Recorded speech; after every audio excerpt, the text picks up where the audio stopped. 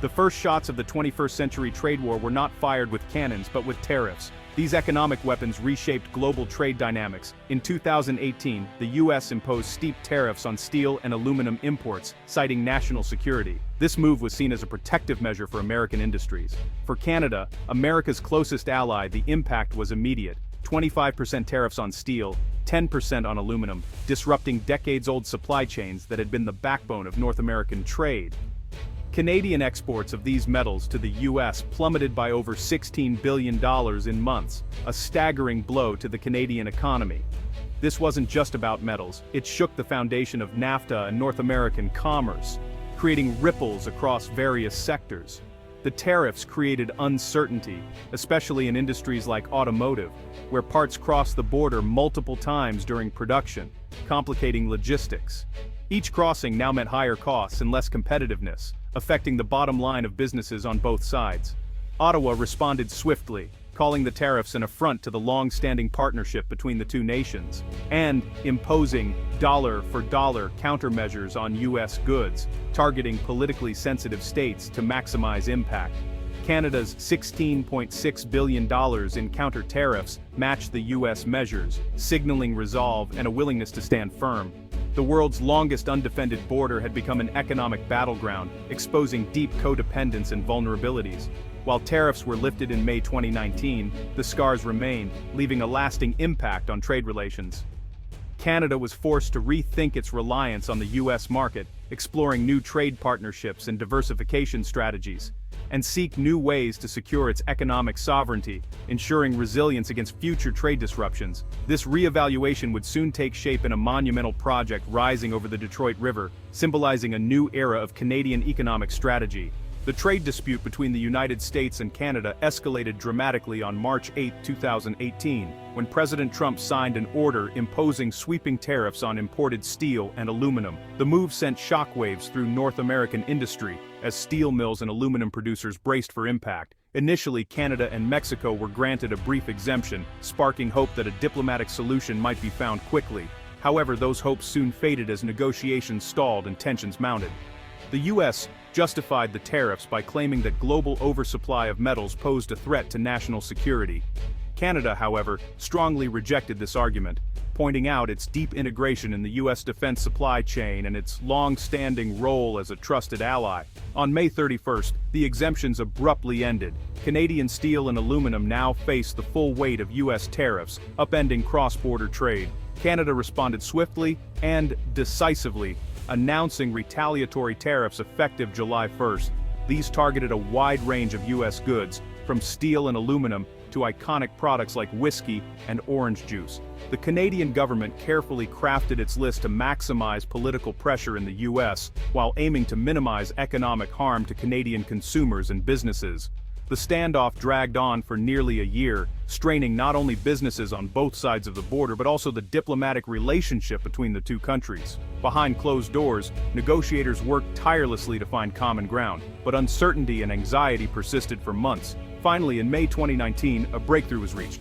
The U.S. agreed to lift its tariffs, and Canada promptly dropped its countermeasures, restoring the flow of goods. This episode exposed a critical vulnerability in Canada's economy: its heavy reliance on a single trade corridor, which could be disrupted at a moment's notice by U.S. political decisions.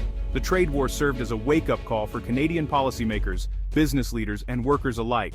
It forced Canada to confront the risks of depending so heavily on one border crossing for the vast majority of its trade with the United States. The need for a more resilient, diversified infrastructure network became undeniable, sparking urgent discussions about new solutions. The answer would require bold vision, strategic investment, and a commitment to building infrastructure that could withstand future shocks. With these lessons in mind, the stage was set for a new era in North American trade, one built on resilience, cooperation, and forward-thinking design. The U.S. tariffs hit Canada's steel and aluminum sectors hardest, making exports to the U.S. far more expensive. Exports dropped by 37%, leading to lost revenue, production cuts, and layoffs, especially in Ontario and Quebec. The automotive industry, deeply integrated across the border, faced higher costs and stalled investment. Retaliatory tariffs, while necessary, also raised prices for Canadian consumers and businesses. Some industries scrambled to find alternative suppliers, but disruptions were unavoidable. The government responded with a $2 billion aid package for affected workers and businesses. But this was a temporary fix for a deeper problem: too much trade flowing through a handful of crossings, especially the Ambassador Bridge. The trade war revealed the dangers of such dependence. Canada needed a new, more resilient path for its exports. The answer would be found in infrastructure, not just policy. A new bridge would soon become the centerpiece of this strategy. The trade war exposed the fragility of North America's busiest trade artery, the Ambassador Bridge. This privately owned bridge carried a quarter of all US-Canada merchandise trade, making it a single point of failure. Canada's response wasn't more tariffs, but a massive infrastructure investment, the Gordie Howe International Bridge. This new publicly owned crossing would secure Canada's economic future, free from private or political whims. By financing the entire project, including the US Customs Plaza, Canada took control of its trade destiny. The bridge would add capacity, competition, and reliability to the Windsor-Detroit Gateway.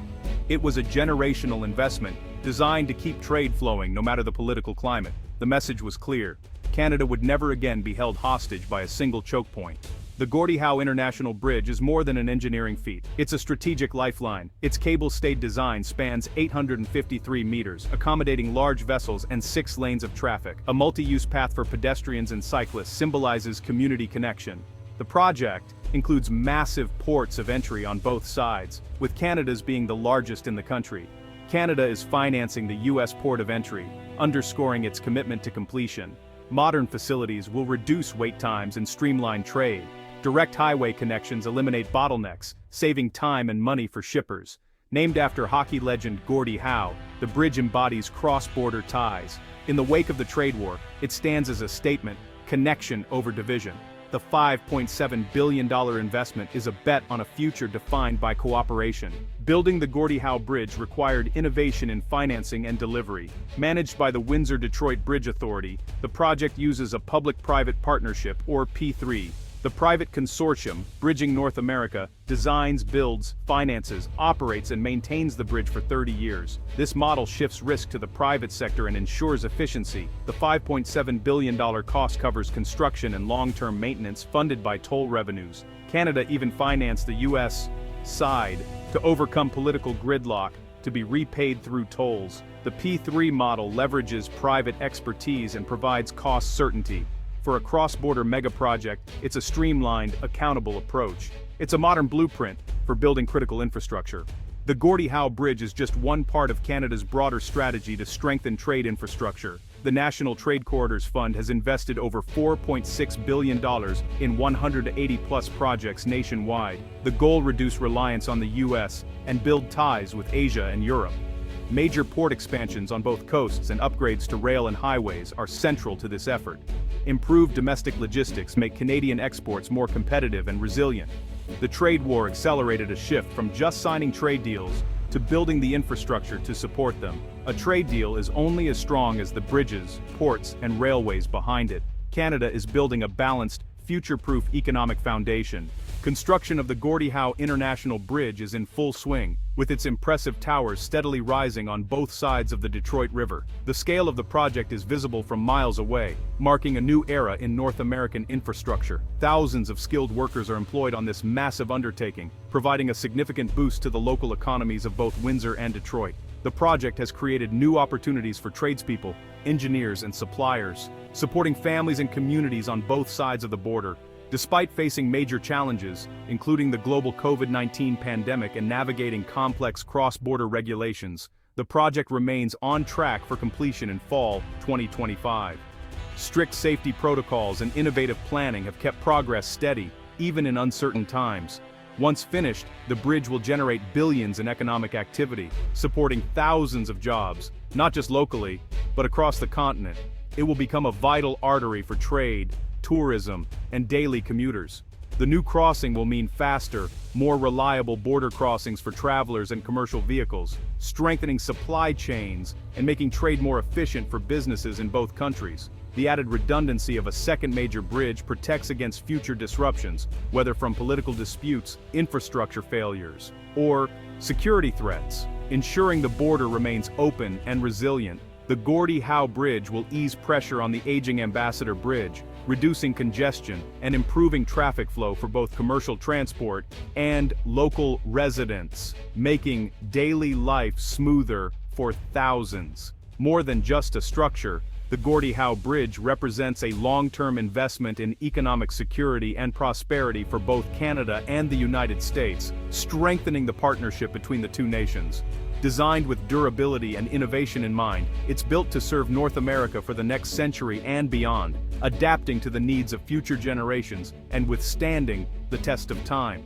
More than a crossing, the Gordie Howe International Bridge stands as a powerful symbol of resilience, cooperation, and shared vision between two nations, paving the way for a brighter, more connected future. The 2018 trade war was a turning point for US-Canada relations. Tariffs caused billions in lost trade and forced Canada to rethink its economic strategy. Canada's response: immediate retaliation and a bold investment in the Gordie Howe Bridge. The $5.7 billion project secures a vital trade artery and introduces competition and oversight. Coupled with broader infrastructure investments, Canada is building a more resilient, diversified trade network.